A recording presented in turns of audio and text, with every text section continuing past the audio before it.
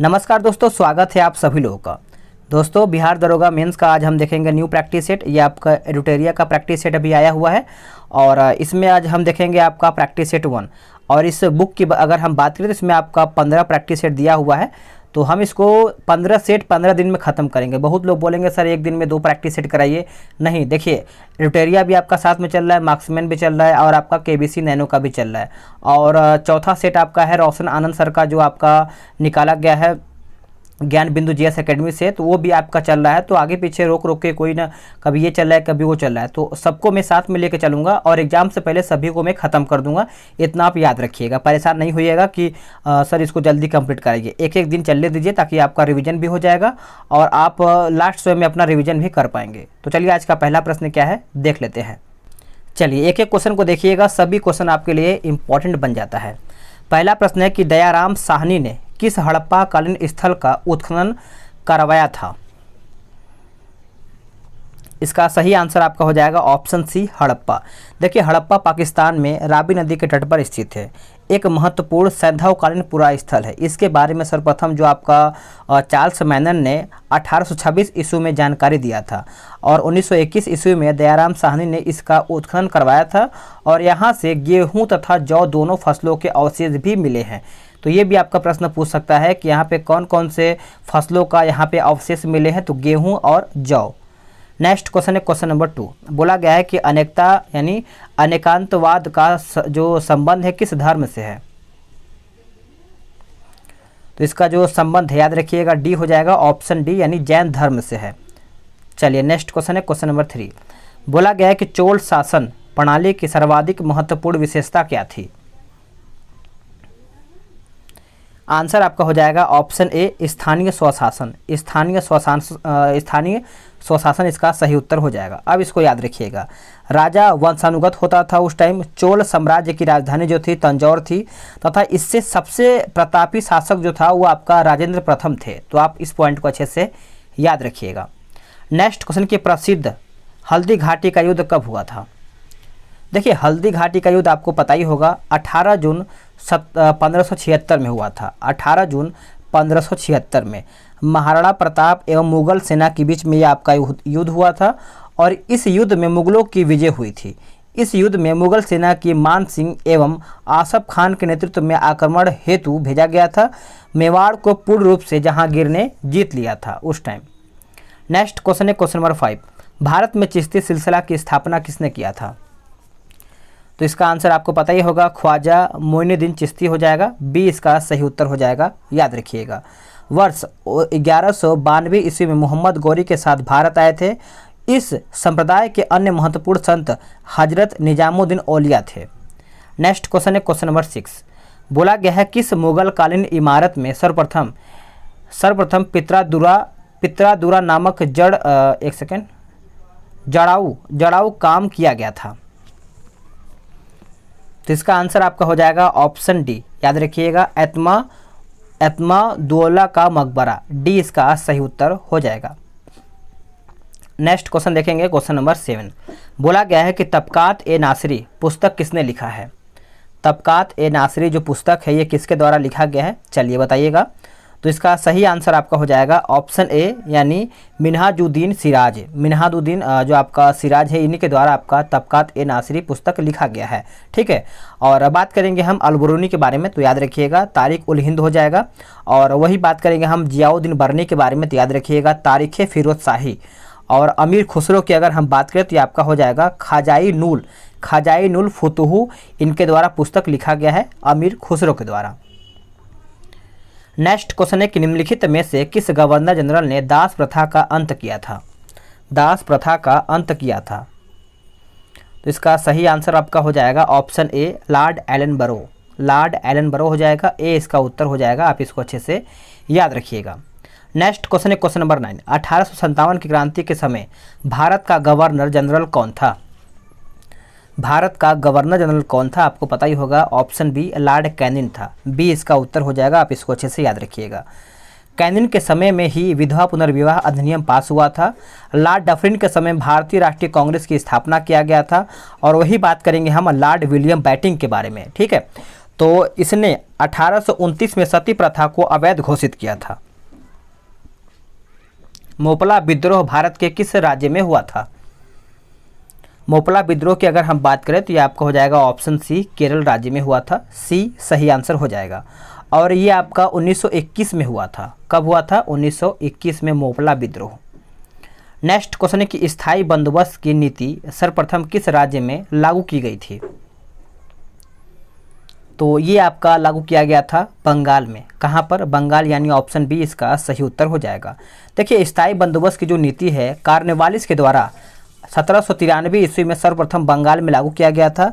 बाद में इसे उत्तर प्रदेश में भी लागू किया गया था। इसके अंतर्गत जमींदारों को लगान वसूल कर 90% राज्य कोष में एवं 10% जो था वो आपका सोए रखना था। तो इस टाइम का बहुत ज़्यादा उस टाइम लगान था।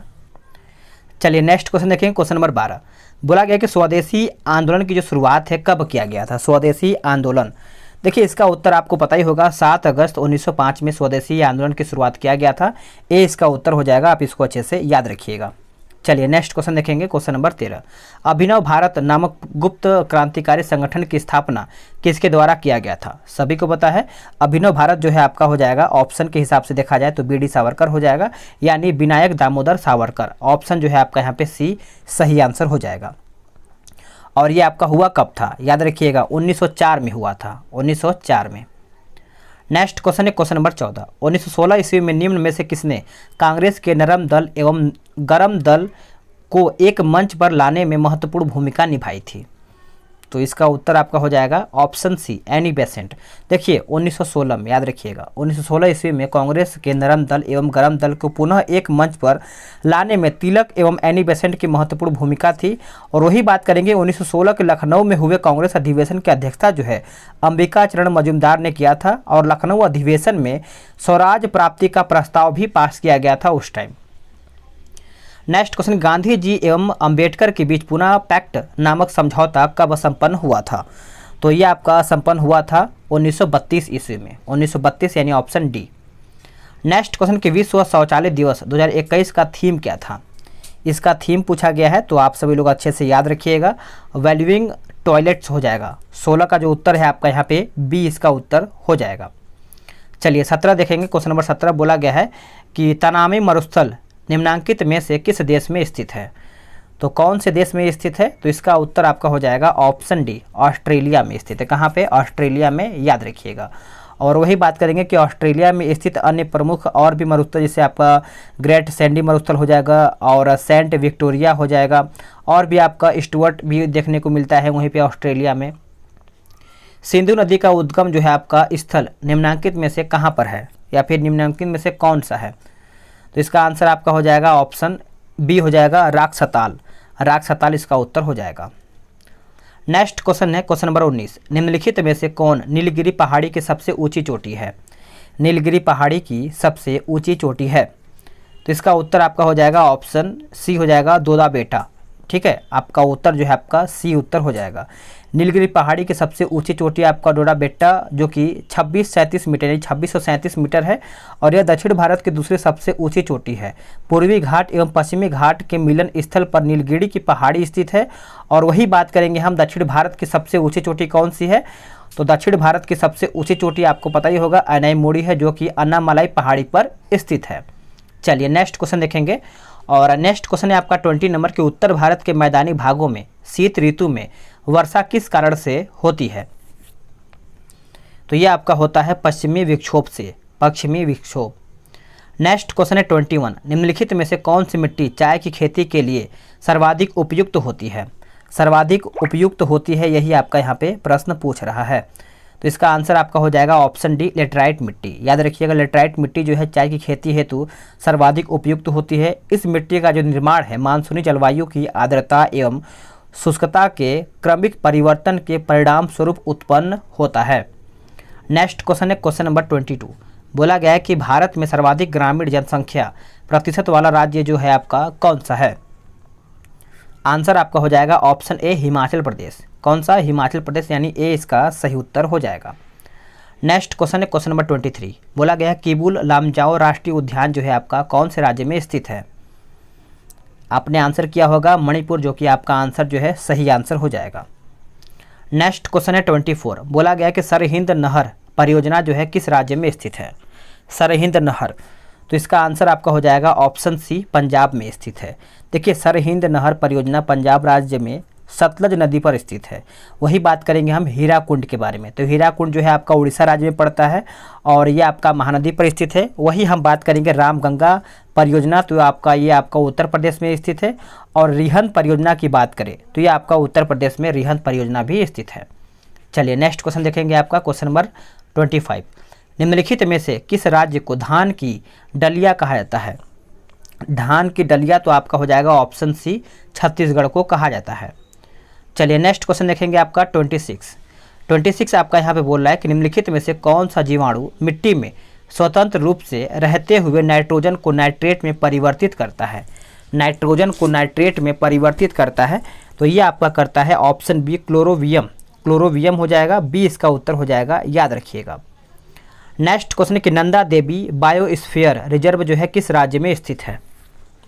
अगर आपको वीडियो सही लग रहा है, अगर आपको लग रहा है कि इस वीडियो के माध्यम से आप थोड़ा बहुत रिवीजन कर पा रहे हैं, तो प्लीज़ आप सभी लोग वीडियो को लाइक कीजिएगा और शेयर भी ज़रूर कीजिएगा, ताकि और भी लोग इस वीडियो के माध्यम से अपना रिवीजन जो है कर पाएँ। आगे आपकी मर्जी है, आप अगर शेयर करेंगे तो अच्छा ही होगा, ठीक है। तो इसका आंसर आपका हो जाएगा 27 का ऑप्शन बी, उत्तराखंड। क्या हो जाएगा? उत्तराखंड आंसर हो जाएगा। मॉन्ट्रियल प्रोटोकॉल का जो संबंध है किससे है? मॉन्ट्रियल प्रोटोकॉल का जो संबंध है ये आपका ओजोन परत से होता है। किससे? ओजोन परत, यानी ऑप्शन ए सही आंसर हो जाएगा। नेक्स्ट क्वेश्चन है क्वेश्चन नंबर 29। बोला गया है गोल्डन राइस में किस विटामिन की अधिकता पाई जाती है? गोल्डन राइस की अगर हम बात करें तो इसमें आपका हो जाएगा ऑप्शन डी, हो जाएगा विटामिन ए। विटामिन ए की इसमें आपका चावल की में देखा है तो बहुत ही ज़्यादा देखने को मिलता है। इस चावल में बीटा कैरोटीन की अधिकता के कारण इसका जो रंग होता है ये आपका पीला हो जाता है। नेक्स्ट क्वेश्चन है क्वेश्चन नंबर 30। बोला गया राष्ट्रीय बागवानी मिशन भारत सरकार द्वारा किस वर्ष में किया गया था? किस वर्ष यहाँ पे आरंभ किया गया था, यही आपका प्रश्न पूछ रहा है। तो इसका आंसर आपको बताइए क्या होगा?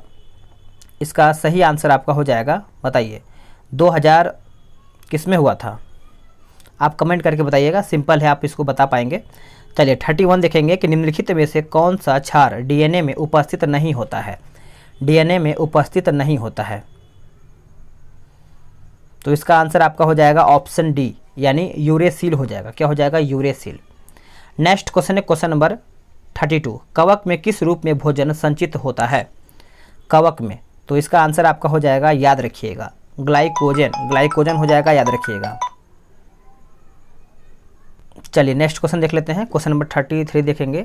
बोला गया है 33 की रैबिडो वायरस जो होता है ये आपका किसके द्वारा होने वाली बीमारी की पहचान करके बताना है? तो इसका आंसर आपका सबसे पहले हो जाएगा ऑप्शन डी, रेबीज हो जाएगा। अब इसके बारे में थोड़ा सा समझिएगा कि अगर हम बात करेंगे यहाँ पे इन्फ्लुएंजा के बारे में, तो ये आपका कौन सा वायरस होता है? तो ये आपका होता है मिक्सो वायरस। वही बात करेंगे हम खसरा के बारे में, तो ये आपका हो जाएगा मोरबीली वायरस हो जाएगा। डेंगू ज्वर की अगर हम बात करें तो ये आपका अरबो वायरस हो जाएगा। तो यह सब आपका प्रश्न आ सकता है, तो याद रखेंगे तो अच्छा ही होगा। नेक्स्ट क्वेश्चन देखेंगे, किस ग्रंथि से निकलने वाले हार्मोन को लड़ो एवं उड़ो हार्मोन कहा जाता है? लड़ो एवं उड़ो हार्मोन कहा जाता है, तो ये आपका हो जाएगा अधिवृक्क ग्रंथि। अधिवृक्क ग्रंथि हो जाएगा, बी इसका उत्तर हो जाएगा। नेक्स्ट क्वेश्चन है क्लोरोफिल में उपस्थित होता है। क्लोरोफिल में उपस्थित होता है तो मैग्नीशियम उपस्थित होता है, डी इसका उत्तर हो जाएगा। आप इसको अच्छे से याद रख सकते हैं। अगला प्रश्न है कि PLX क्या है? PLX क्या है? तो PLX की अगर हम बात करें तो ये आपका विस्फोटक एक है, ऑप्शन आपका देखा जाए तो बी इसका उत्तर हो जाएगा। चलिए नेक्स्ट देखेंगे 37। मनुष्य में लार का पीएच मान जो होता है क्या होता है? तो इसका जो पीएच मान होता है 6.5 से लेकर के 7.5 होता है, यानी 6.5 से लेके 7.5 होता है। तो इसका आंसर जो है आपका यहाँ पे ए उत्तर हो जाएगा, ठीक है। और वही हम बात करेंगे यहाँ पे रक्त की अगर हम बात करें तो 7.3 से 7.5 होता है। चलिए नेक्स्ट क्वेश्चन देख लेते हैं। नेक्स्ट क्वेश्चन के CNG गैस में मीथेन की मात्रा लगभग कितनी होती है? CNG की अगर हम बात करें तो आप सभी लोग भूलिएगा नहीं, आंसर आपका हो जाएगा 80 से 90%। 80 से 90 यानी ऑप्शन सी इसका उत्तर हो जाएगा। नेक्स्ट क्वेश्चन है 39। आधुनिक आवर्त सारणी के अनुसार तत्वों के गुण कितने आवर्त फलन होते हैं? आंसर आपका हो जाएगा परमाणु संख्या, सी इसका उत्तर हो जाएगा। आप इसको अच्छे से नोट डाउन कर सकते हैं। नेक्स्ट क्वेश्चन है कि गोल्ड यानी रोल गोल्ड किसकी मिश्र धातु है? कौन सा रोल गोल्ड? देखिए रोल गोल्ड की अगर हम बात करें तो आपका हो जाएगा ऑप्शन डी। नेक्स्ट क्वेश्चन देखेंगे कि हाल ही में पद्मश्री विजेता शांति देवी का निधन हो गया है, उनका संबंध जो है किस क्षेत्र से था? उनका संबंध की अगर हम बात करें तो आपका हो जाएगा सामाजिक कार्यकर्ता से उनका संबंध था, जो कि अभी उनको फिलहाल में पद्मश्री दिया गया है और फिलहाल में 2021 में पद्मश्री से इनको सम्मानित किया गया था। तो यहाँ से आपका करंट अफेयर आ सकता है, तो याद रखिएगा। पृथ्वी के लिए पलायन वेग का मान कितना होता है? तो पृथ्वी के लिए पलायन वेग का आपको पता ही होगा 11.2 किलोमीटर प्रति सेकेंड हो जाएगा, डी इसका उत्तर हो जाएगा। नेक्स्ट क्वेश्चन है क्वेश्चन नंबर 43, लोलक का आवर्तकाल निम्न में से किस पर निर्भर नहीं करता है? आंसर आपका हो जाएगा ऑप्शन सी, द्रव्यमान पर यह आपका निर्भर नहीं करता है। देखिए लोलक का जो आवर्तकाल ये आपका द्रव्यमान पर नहीं निर्भर करता है, अन्य सभी कारक जो होता है आपका लोलक के आवर्तकाल को प्रभावित करते हैं। चलिए नेक्स्ट क्वेश्चन देख लेते हैं। नेक्स्ट क्वेश्चन है कि टेलीविज़न के रिमोट कंट्रोल से किस प्रकार की जो किरण होती है वो निकलता है? जैसे हम लोग टीवी का रिमोट देखते हैं और एसी का देखते हैं, फैन का देखते हैं, इस तरीके से आपका 44 का आपका हो जाएगा ऑप्शन बी, यानी इंफ्रारेड किरण हो जाएगा, बी इसका सही आंसर हो जाएगा। नेक्स्ट क्वेश्चन है कि ध्वनि का मोटा या पतला होना उसके किस गुण पर निर्भर करता है? सभी को पता है तारत्व हो जाएगा। क्या हो जाएगा? तारत्व, यानी ऑप्शन सी। देखिए ध्वनि का मोटा या पतला होना तारत्व पर निर्भर करता है। तारत्व ध्वनि का वह गुण है जिसे ध्वनि का मोटा या पतला बताता है और तारत्व आवृत्ति पर निर्भर करता है। चलिए अब वही बात करेंगे, स्त्रियों में जो ध्वनि का तारत्व होता है वो अधिक होने के कारण उनकी जो आवाज़ होता है वो पतला होता है। ठीक है, चलिए नेक्स्ट क्वेश्चन देखेंगे, क्वेश्चन नंबर 46 कि बच्चों के आंत में विकसित होने वाली पिनवर्म या फिर थ्रेड वर्म किस संघ के जीव होते हैं? तो इसका आंसर आपका हो जाएगा आपका ऑप्शन बी, यानी एस्केलमिनथीज हो जाएगा। ऑप्शन जो है आपका बी उत्तर हो जाएगा। नेक्स्ट क्वेश्चन है, क्वेश्चन नंबर हम देखेंगे यहाँ पे आपका 47, जीन शब्द का प्रयोग जो है सर्वप्रथम किसके द्वारा किया गया था?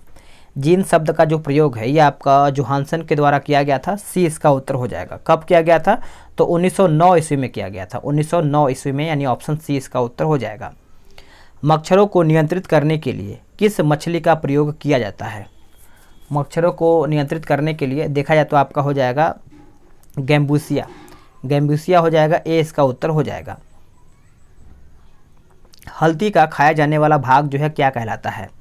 हल्दी का खाया जाने वाला जो भाग होता है वह क्या कहलाता है? तो इसका आंसर आपका हो जाएगा ऑप्शन बी, प्रकंद हो जाएगा, बी इसका उत्तर हो जाएगा, याद रखिएगा।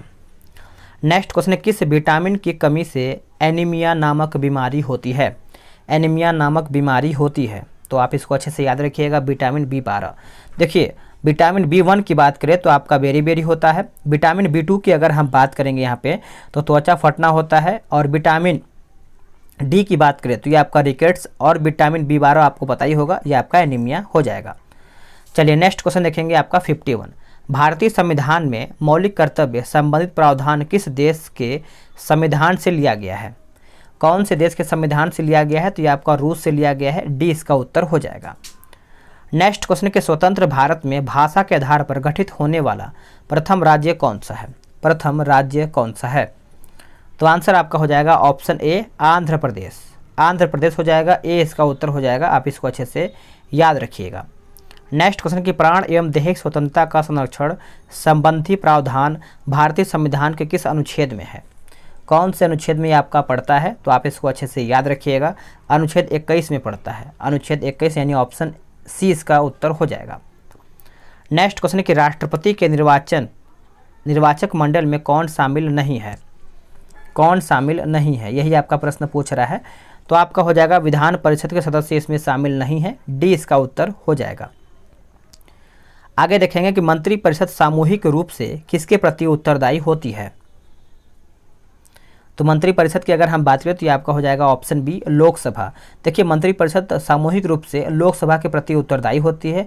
यदि लोकसभा किसी भी एक मंत्री के विरुद्ध अविश्वास प्रस्ताव पारित कर दे तो समस्त मंत्रिमंडल को त्यागपत्र देना पड़ता है। मंत्री की नियुक्ति जो होती है वो राष्ट्रपति के द्वारा ही होती है। नेक्स्ट क्वेश्चन देखेंगे आपका हम क्वेश्चन नंबर 56। बोला गया है पुस्तक the Modi gambit decoding Modi 2.0 के लेखक कौन हैं? तो इसके लेखक आप इसको अच्छे से याद रखिएगा, संजू वर्मा। संजू वर्मा यानी ऑप्शन डी। भारत के महान्यायवादी का कार्यकाल कितने वर्ष होता है?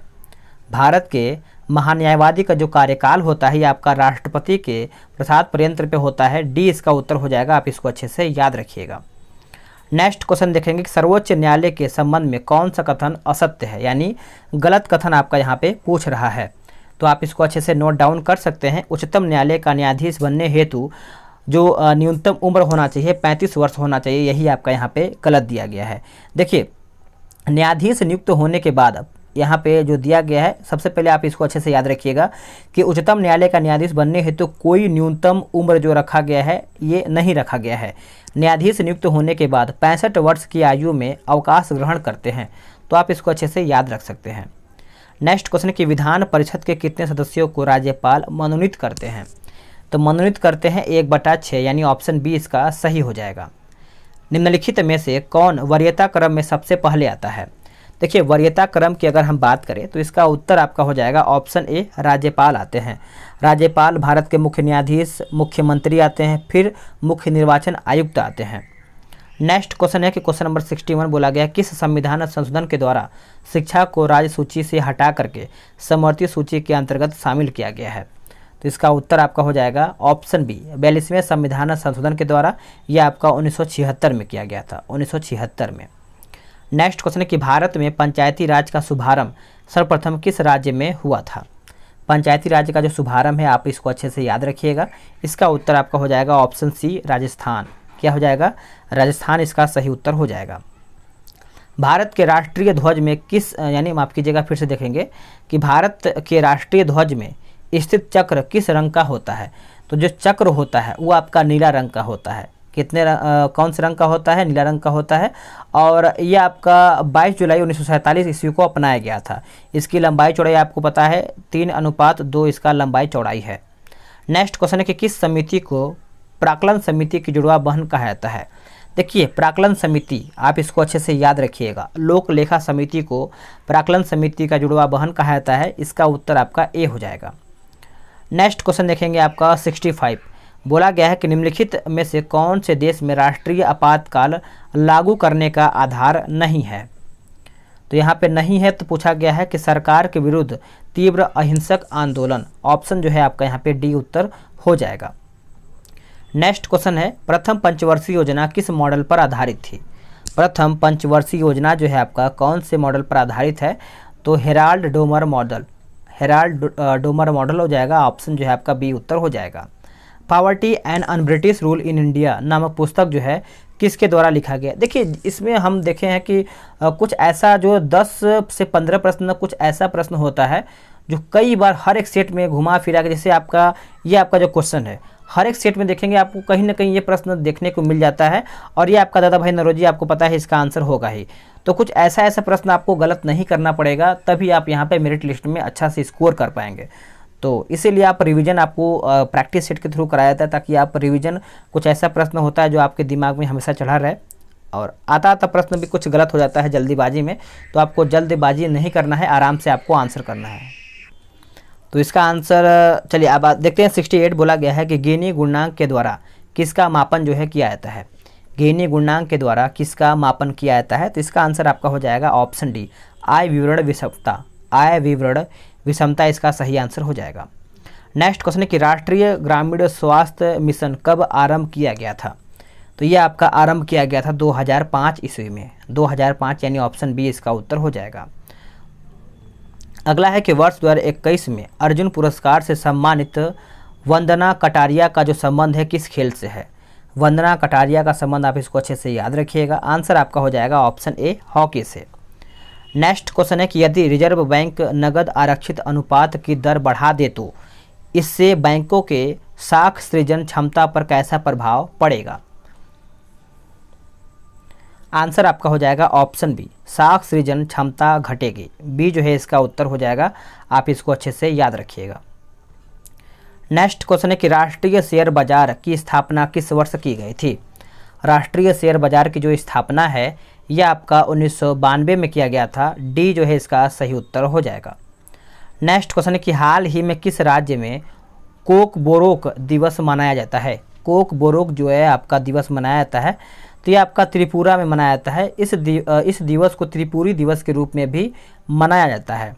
चलिए नेक्स्ट देखेंगे आपका 74। बोला गया कि ब्रिटेन वुड्स सम्मेलन के द्वारा किस वैश्विक वित्तीय संस्था की स्थापना की गई थी। तो ये आपका किया गया था अंतर्राष्ट्रीय मुद्रा कोष। अंतर्राष्ट्रीय मुद्रा कोष इसका सही आंसर हो जाएगा। अनुसूचित जनजाति की सर्वाधिक जनसंख्या वाला राज्य जो है आपका कौन सा है। तो ये आपका कौन सा पड़ता है, ये आपका हो जाएगा ऑप्शन के हिसाब से मध्य प्रदेश, यानी ऑप्शन डी इसका उत्तर हो जाएगा। नेक्स्ट क्वेश्चन कि बोला गया है कि विश्व पर्यावरण दिवस किस तिथि को मनाया जाता है।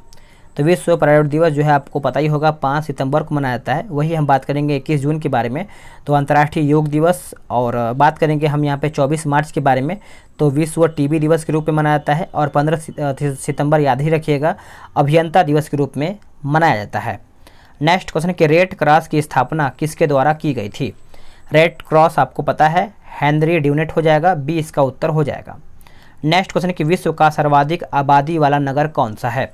आबादी वाला नगर आप इसको अच्छे से याद रखिएगा, भूलिएगा नहीं, टोक्यो हो जाएगा, टोक्यो। नेक्स्ट क्वेश्चन है कि भारतीय राष्ट्रीय कांग्रेस की प्रथम महिला अध्यक्ष कौन थी। प्रथम महिला पूछा गया है, ना कि भारतीय महिला पूछा गया है, एनी बेसेंट। वही हम बात करेंगे प्रथम भारतीय महिला, तो सरोजिनी नायडू, जो कि ऑप्शन आपका यहाँ पे सी दिया गया है।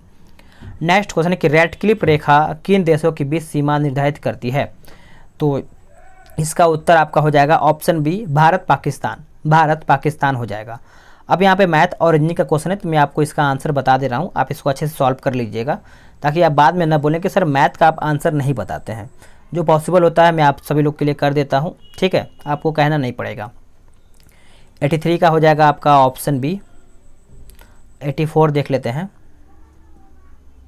84 का भी आपका हो जाएगा ऑप्शन बी हो जाएगा, और 85 का हो जाएगा ऑप्शन डी हो जाएगा, ठीक है।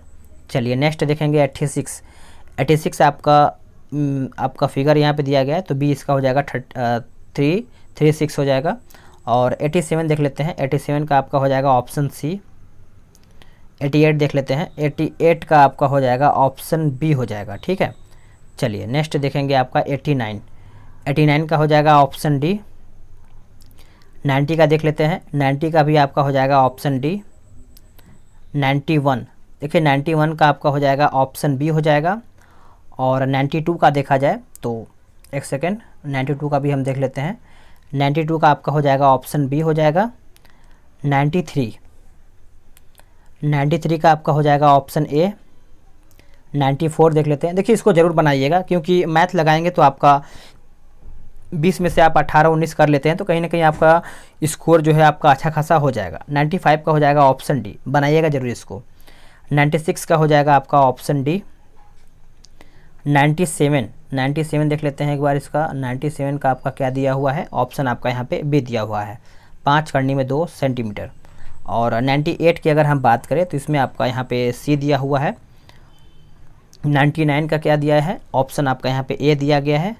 और 100 आखिरी प्रश्न आपका है, जो कि इसका आंसर आपका क्या होना चाहिए, ऑप्शन सी दिया गया है। तो फ्रेंड्स आप सभी लोग का यहाँ पे मैंने 100 क्वेश्चन समाप्त कर दिया है। वीडियो कैसा लगा है, आप सभी लोग के लिए ही मेहनत किया जा रहा है, तो कम से कम आप एक लाइक तो कर ही के जाइएगा। और अगर आपको लगेगा कि शेयर करना है तो शेयर जरूर कीजिएगा। मिलते हैं एक नई वीडियो में, आज के लिए इतना ही। जय हिंद, वंदे मातरम।